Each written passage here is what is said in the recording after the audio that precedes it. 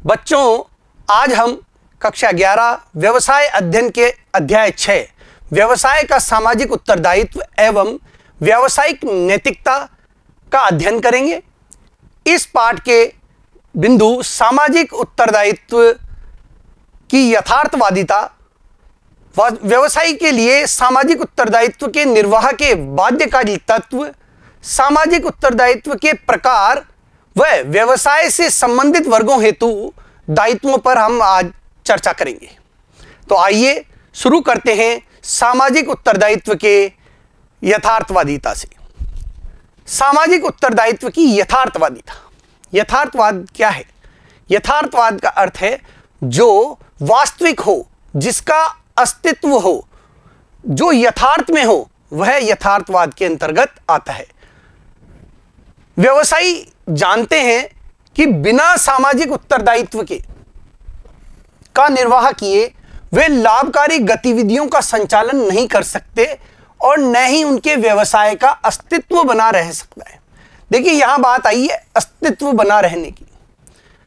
अस्तित्व बनाना, अस्तित्व में होना, यही यथार्थवाद है। तो सामाजिक उत्तरदायित्व निभाकर ही कोई भी व्यवसाय अपना अस्तित्व बनाए रख सकता है। इसलिए सामाजिक उत्तरदायित्व का निर्वाह लाभकारी गतिविधियों के संचालन के साथ साथ व्यवसाय का अस्तित्व बनाए रखने के लिए आवश्यक हो जाता है।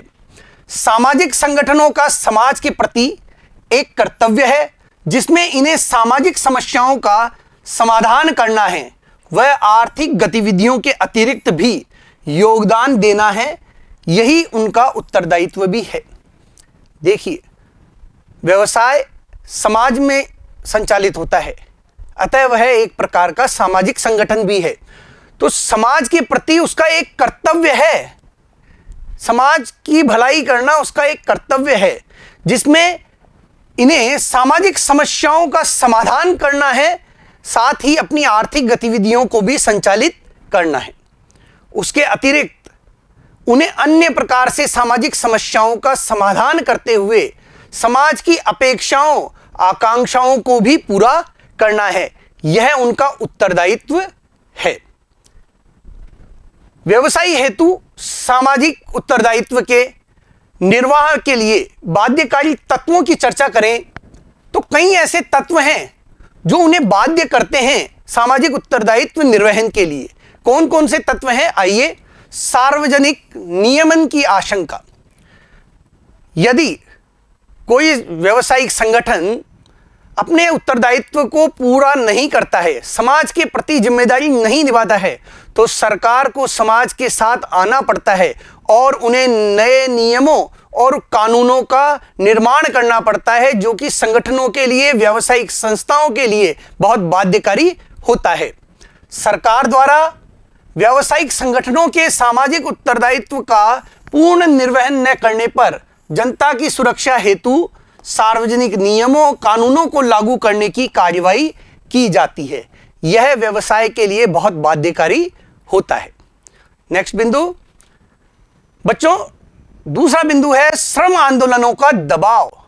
आज श्रमिक संगठन इतने ताकतवर हो गए हैं कि वे व्यवसायी से अपने हितों के लिए वार्तालाप करते हैं, अपने हित व्यवसायी को बताते रहते हैं तथा पूरा करने के लिए संघर्ष करते हैं।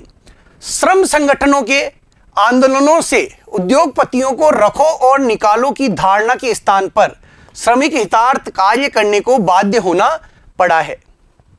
पहले उद्योगपति रखो और निकालो, कोई ज्यादा बोले तो उसे निकाल दो की नीति अपनाते थे, लेकिन वर्तमान में श्रमिक संगठन इतने ताकतवर हैं कि वे श्रमिक हितों की बात करते हैं और व्यवसायी से भी श्रमिक हितार्थ कार्य करने के लिए उसे मजबूर कर देते हैं, अपनी मांगों को उसके समक्ष पेश करते रहते हैं। इन श्रम संगठनों के आंदोलनों के कारण भी व्यवसायियों को सामाजिक उत्तरदायित्व का निर्वाह करना पड़ता है, वो इसके लिए बाध्य होते हैं। नेक्स्ट, उपभोक्ता जागरण का प्रभाव। बच्चों, आज उपभोक्ता व्यवसाय के प्रति जागरूक हो गया है। व्यवसाय शिक्षा प्राप्त करके व्यवसाय से होने वाले लाभों के प्रति वह जागरूक हो गया है, उसकी व्यवसाय से क्या अपेक्षाएं हैं इसकी जानकारी उसे प्राप्त हो गई है और इस कारण वह क्रेता सावधान की अपेक्षा अब क्रेता बादशाह के रूप में परिवर्तित हो गया है। उपभोक्ता की अधिकारों के प्रति जागरूकता ने उसे क्रेता सावधान से क्रेता बादशाह के रूप में बदल दिया है। आज विज्ञापन व कई अन्य माध्यमों के द्वारा क्रेता बहुत जागरूक बन गया है और सावधान रहने के स्थान पे अब वह अपने अधिकारों के प्रति जागरूक है और अपने अधिकार प्राप्त करने के लिए लालायित रहता है। इसने उसे क्रेता बादशाह के रूप में परिवर्तित कर दिया है। वह बाजार का राजा है। इससे व्यवसायियों को ग्राहक उन्मुख नीतियों का निर्माण एवं पालन करना पड़ता है और यही वजह है कि अब व्यवसायी ग्राहकों के विकास के लिए ग्राहकों से संबंधित नीतियों का निर्माण करते हैं, उनकी भलाई के लिए नियम बनाते हैं और उनका पालन भी करते हैं। इसके लिए वो बाध्य भी हुए हैं क्योंकि उपभोक्ता आज जागरूक है। नेक्स्ट बिंदु देखते हैं बच्चों, व्यवसायियों के लिए सामाजिक मानकों का विकास।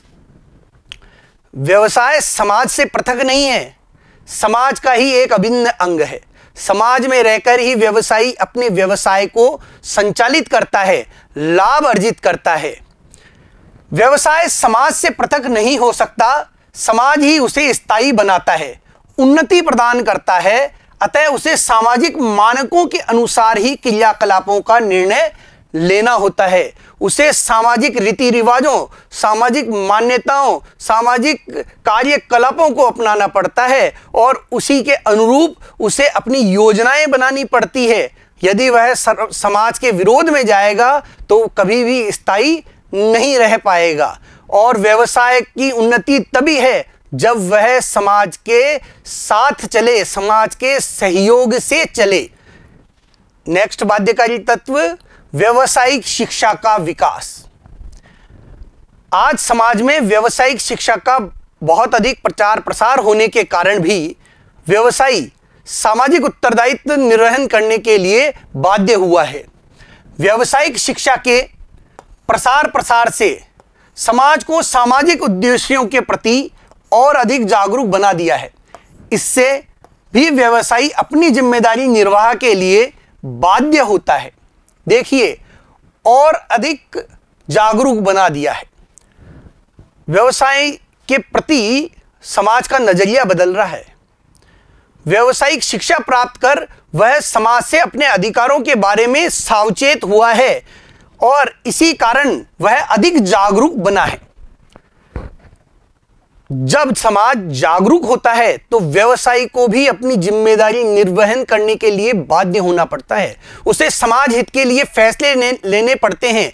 वह अपने श्रमिकों के लिए, अपने संगठन से जुड़े हुए अन्य तबकों जैसे आपूर्तिकर्ता, ऋणदाता, ग्राहक, इनके प्रति सावचेत होता है और उनके समर्थन के लिए उनके लिए निर्णय ले पाता है, नई नई योजनाएं बनाता है, उनके लिए सामाजिक उत्तरदायित्व के कार्य करता है ताकि समाज में उसकी संगठन के प्रति अच्छी धारणा निर्मित हो।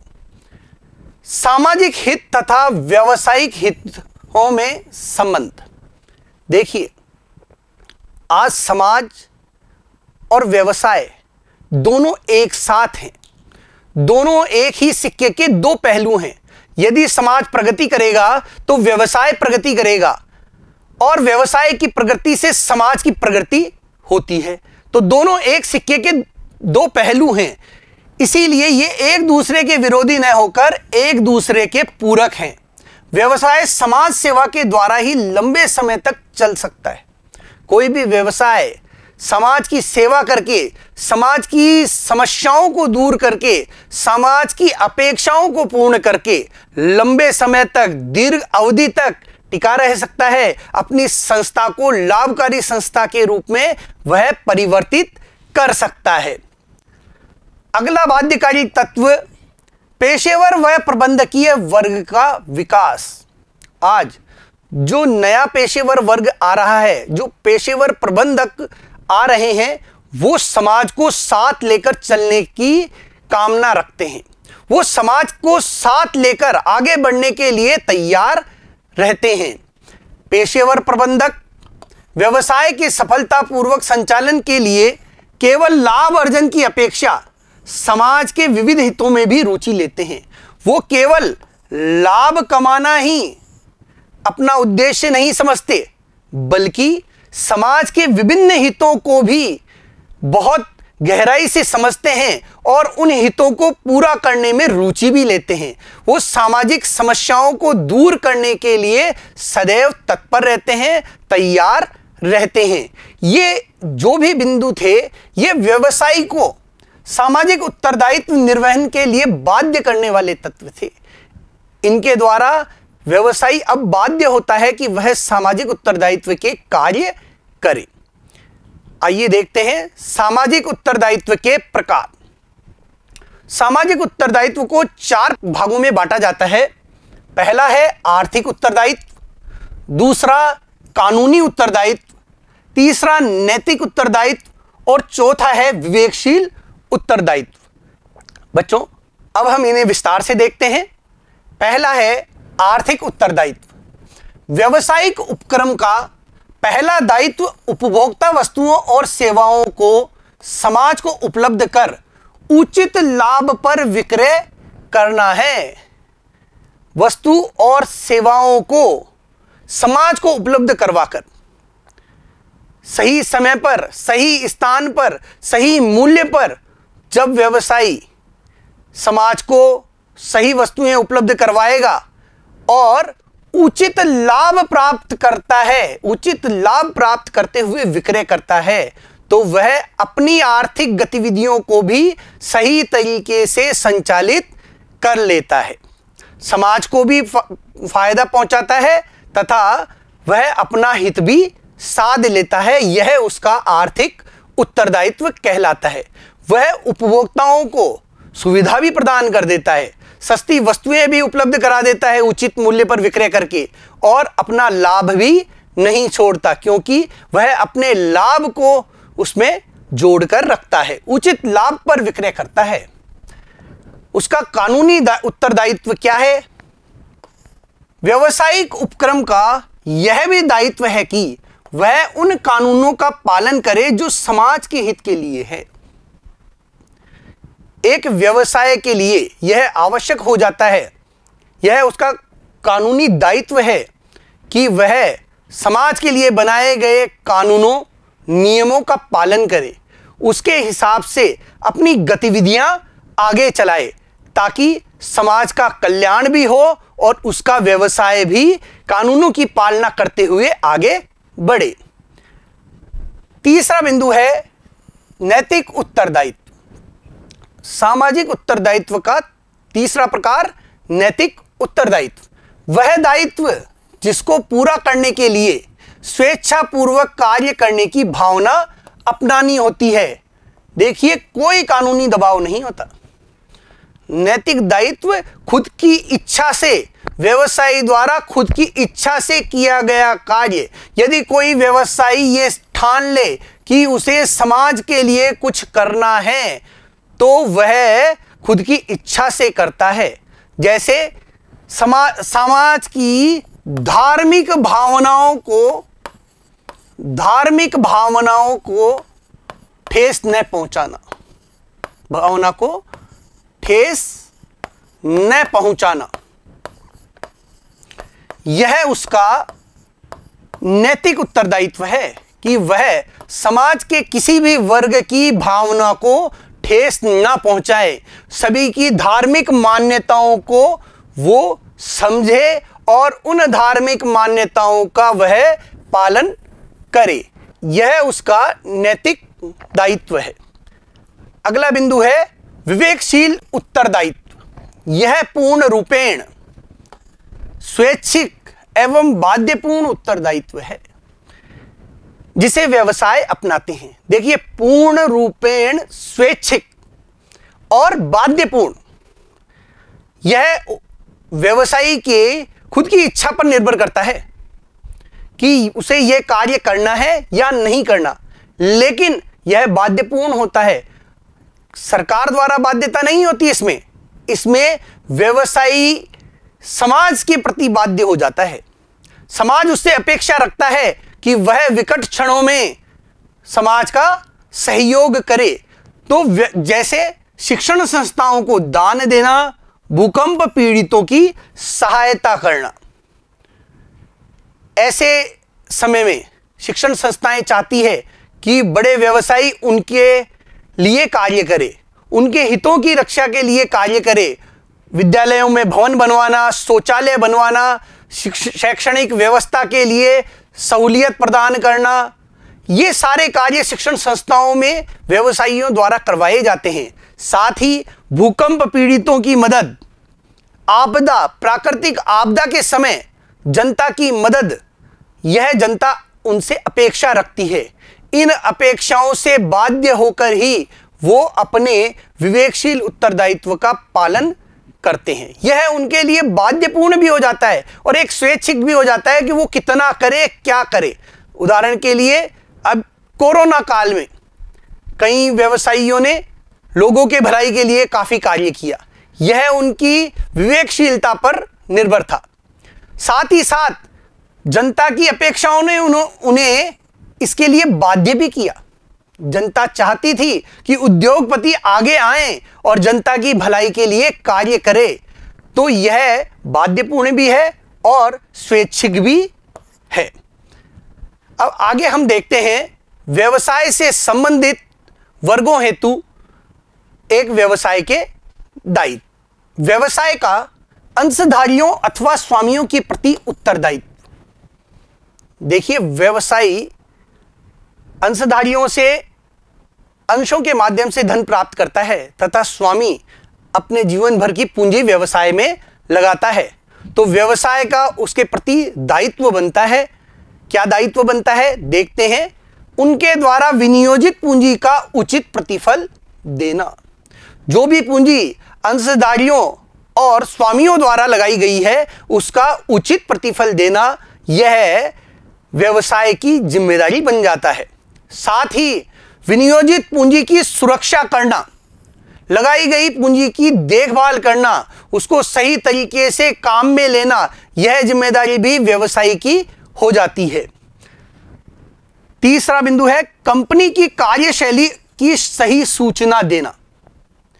अंशधारी व्यवसाय से उसकी कार्यशैली की सही सूचना की अपेक्षा रखता है और यह व्यवसाय का दायित्व भी है कि वह अपने समस्त अंशधारियों को समय समय पर अपनी कार्यशैली, अपने संगठन की कार्यशैली के बारे में सही सूचना प्रदान करे, उनसे किसी भी प्रकार का कोई तथ्य ना छुपाए। चौथा उत्तरदायित्व है भविष्य के विकास की योजना की नियमित व सही सूचना देना। व्यवसाय का अपने अंशधारियों के प्रति यह दायित्व भी बन जाता है कि वह भविष्य में जो भी विकासात्मक योजना बना रहा है उसकी सही सूचना वह अपने अंशधारियों को दे। साथ ही नियमित रूप से, निरंतर रूप से वह उन्हें इसकी जानकारी प्रदान करे, उन्हें समय समय पर अवगत करवाता रहे। अगला बिंदु है अपने कर्मचारियों के प्रति उत्तरदायित्व। व्यवसाय का कर्मचारियों के प्रति क्या उत्तरदायित्व है?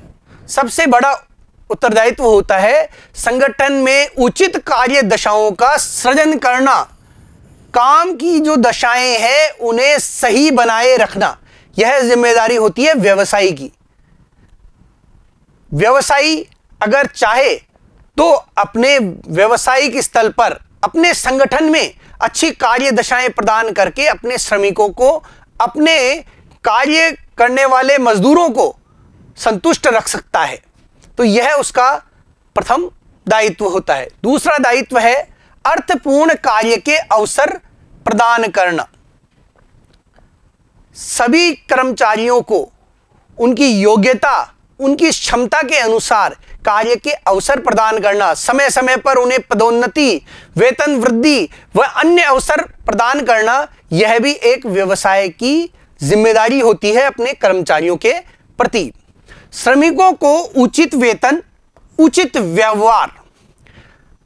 देखिए, एक व्यवसाय का सबसे बड़ा उत्तरदायित्व यह है कि वह अपने मजदूरों को, अपने कर्मचारियों को सही वेतन प्रदान करे ताकि उनका जीवन अच्छे तरीके से चल सके, उनका भरण पोषण आसानी से हो सके। साथ ही साथ उनके साथ उचित व्यवहार भी रखे, उनके साथ मानवीय व्यवहार भी रखे। यह अपेक्षा श्रमिक वर्ग अपने व्यवसाय से करते हैं, अपने प्रबंधकों से करते हैं, अपने मालिकों से रखते हैं। और एक व्यवसाय की यह जिम्मेदारी हो जाती है कि वह अपने श्रमिकों को सही वेतन प्रदान करे, साथ ही साथ उनके साथ अच्छा व्यवहार भी करे। चौथा बिंदु है श्रम संगठनों के निर्माण में सहयोग। देखिए, एक व्यवसायी की यह जिम्मेदारी भी बन जाती है कि वह कर्मचारियों द्वारा श्रमिक संगठन बनाए जाने पर उनके निर्माण में उनका सहयोग दे, क्योंकि वर्तमान में यह एक कानूनी आवश्यकता भी बनती जा रही है तथा श्रमिक कल्याण के लिए श्रम संगठनों का संस्था में होना भी आवश्यक है ताकि श्रमिकों की मांग समय समय पर व्यवसायी तक पहुंचती रहे। तो श्रम संगठनों का निर्माण करवाकर व्यवसाय अपने कर्मचारियों के प्रति अपने दायित्व का निर्वहन कर सकता है। नेक्स्ट बिंदु देखते हैं हम, उपभोक्ता के प्रति व्यवसाय का क्या उत्तरदायित्व है। देखिए, आज क्रेता बाजार का बादशाह है और उसके प्रति व्यवसायी अपनी जिम्मेदारी निभाकर अपने व्यवसाय को सफलतापूर्वक चला सकता है। पहला उत्तरदायित्व है उत्तम किस्म की वस्तु सेवाएं उचित मूल्य पर उपलब्ध कराना। व्यवसायी को चाहिए कि वह अच्छी क्वालिटी की वस्तु, अच्छी गुणवत्ता वाली वस्तुएं व सेवाएं ग्राहक को उपलब्ध कराए और वह भी उचित मूल्य पर। अधिक मूल्य वसूल करने पर ग्राहकों के हित प्रभावित होते हैं, अतः व्यवसायी को चाहिए कि वह उचित मूल्य रखकर लाभ भी अर्जित करे और ग्राहकों, उपभोक्ताओं को संतुष्ट भी रखे। दूसरा उसका उत्तरदायित्व बन जाता है उचित समय पर उचित मात्रा में उपलब्ध कराना। वस्तुओं और सेवाओं को ग्राहकों की मांग पर सही समय और सही स्थान पर उपलब्ध कराना भी एक व्यवसायी का उत्तरदायित्व है। व्यवसायी को चाहिए कि वह अपने द्वारा तैयार किए गए माल, वह अपनी सेवाओं को सही समय पर और सही स्थान पर उपभोक्ताओं को उपलब्ध कराए। यह उसका उत्तरदायित्व बन जाता है। तीसरा उत्तरदायित्व है बच्चों, मिलावट, जमाखोरी व कालाबाजारी से बचना। एक व्यवसाय के लिए मिलावटी वस्तुएं तैयार करना, वस्तुओं की जमाखोरी करना और उनकी ब्लैक मार्केटिंग यानी कालाबाजारी करना बहुत बड़ा नुकसानदायक कार्य होता है। एक व्यवसायी तभी सफल है जब वह इन तीन समस्याओं से, ये जो तीन समस्याएं हैं, कालाबाजारी, जमाखोरी और मिलावटीपन की, इनसे दूर रहे और दूर रहकर अपने व्यवसाय का संचालन करे। यह उसका परम उत्तरदायित्व बन जाता है कि वह इन तीनों को अपनाकर ग्राहकों को किसी भी प्रकार का धोखा ना दे, क्योंकि ये समाज हित में नहीं है और जो समाज हित में नहीं है वह व्यवसाय के हित में भी नहीं है। चौथा बिंदु देखते हैं, उत्पाद व सेवाओं की सही जानकारी देना। एक व्यवसाय का यह उत्तरदायित्व है कि वह अपने ग्राहकों को विज्ञापन के माध्यम से सही जानकारी दे, वस्तुओं और सेवाओं के बारे में पूर्ण जानकारी प्रदान करे, उन्हें अपनी वस्तुओं और सेवाओं के बारे में पूर्ण रूप से संतुष्ट करे। यह उसका उत्तरदायित्व होता है। व्यवसायी यदि अपने व्यवसाय का विकास चाहता है तो उसे अपने उपभोक्ताओं को संतुष्ट रखना होगा और उनके प्रति अपने इन उत्तरदायित्वों का निर्वहन करना होगा। बच्चों, अब देखते हैं सरकार व समाज के प्रति उत्तरदायित्व को। व्यवसाय सरकार द्वारा निर्मित कानूनों का पालन करके चलाए जाते हैं, साथ ही उनको समाज में अपने व्यवसाय को आगे बढ़ाना होता है। अतः उनका सरकार व समाज के प्रति कुछ महत्वपूर्ण दायित्व बन जाता है। और वह दायित्व क्या क्या है, आइए। कानूनों का पालन करना। एक व्यवसाय का यह कर्तव्य है कि वह सरकार द्वारा बनाए गए कानूनों और नियमों का पालन करे, उनको पूर्ण रूप से समाज के हित के लिए बनाए गए नियमों और कानूनों को मानना चाहिए, ताकि सरकार और समाज के प्रति उनके उत्तरदायित्व पूर्ण हो सके। दूसरा बिंदु है करों का समय पर भुगतान करना। कई व्यवसायी करों का समय पर भुगतान नहीं करते हैं।